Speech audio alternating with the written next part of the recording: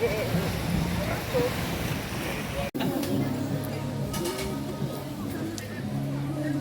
still here enjoying the nice view. Ubus na namin yung tatlong cookies. Lahat sila 10 out of 10. Biglang reviewer ng cookies. May kukwento pala ako. Alam mo, my age is showing off talaga. Kahapon, diba, pagpunta namin sa Belmont, huminto na yung van sa Savoy. Everyone, got off. So I had to ask the driver. Sabi ko, iikot ka sa Belmont, diba? Sabi niya, bakit po? Sabi ko, kasi doon ako naka-hotel. Doon kami naka-hotel. Sabi niya, ay sige, hindi worth. Iikot ko kayo doon. Okay. Because it turned out, ang nasakyan naming van was the Savoy. And pagdating nga namin sa Belmont, doon ko na-realize na although pareho silang white van, iba nga talaga yung sa Belmont. Mas simple yung Belmont. Yung Savoy, very festive yung itsura ng van. So, okay na yun. Kasi na-excite naman kami sa pick-up nang makakita kami ng something that was mega world looking van. Maganda design. So, number 2 was this morning. So, check out time. Tumiti yung si Mergy, the front desk. Sabi niya, "Sir, I will have to make singil you the 3-4." Because, ha? Sir, kasi I should have charged you upon check-in, but we weren't able to do that. Sure ka? Ako ba naman yung yung unang lumabas yung Paymaya, nag-tap sa Baguio, twice na charge for the same bill. Tapos, si TTT pa naman yung nag-online payment, pero pagdating namin sa Casablanca, siningil kami. Tapos nung dumating na yung after na kami nakauwi, dumating na yung bill ng credit card, lumabas na, na-charge yun siya sa Casablanca. Pero meron din siyang physical receipt ng actual payment niya sa hotel sa Casablanca. So, they had to call the booking, the hotel, and gano'n. Na-refund naman yun. Yung sa Baguio, ang tagal nung refund. So, ang ginawa na lang nung Baguio hotel, I forgot the name of the hotel.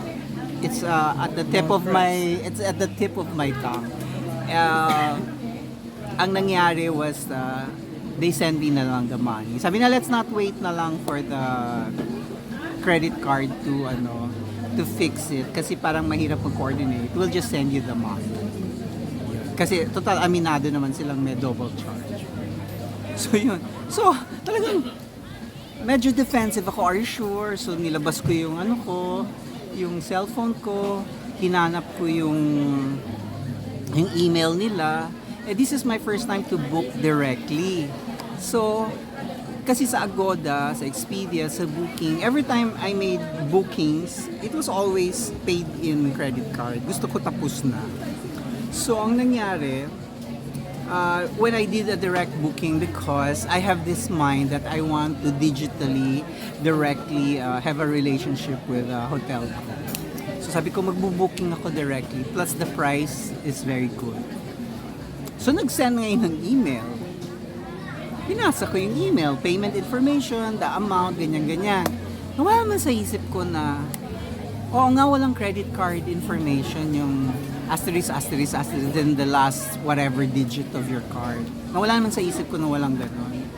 Tapos, hindi ko napansin na, yung pinaturo na lang nila sa akin na, kaya po merong BDO account number because they're asking you to pay online, then send us the receipt of payment. Hindi ko naman nakita din yun. Okay. But anyway, naka-check-in kami ng walang payment upon check. So, hindi naman tayo scammer. So, nag-check out tayo ng matino. So, yun. Tapos, chinek ko sa app ng credit card. Nahanap ko isa-isa.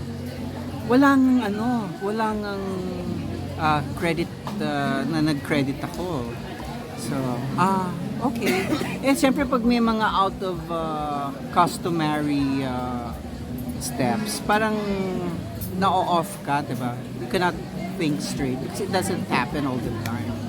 And deep inside me, I thought I was already paid. In fact, dun sa sarili kong accounting, sa aking Excel sheets, is naka-ano na siya, naka-identify na siya which credit card was used, when it was supposed to have been swiped, you know, yung pinunch natin online, ganyan.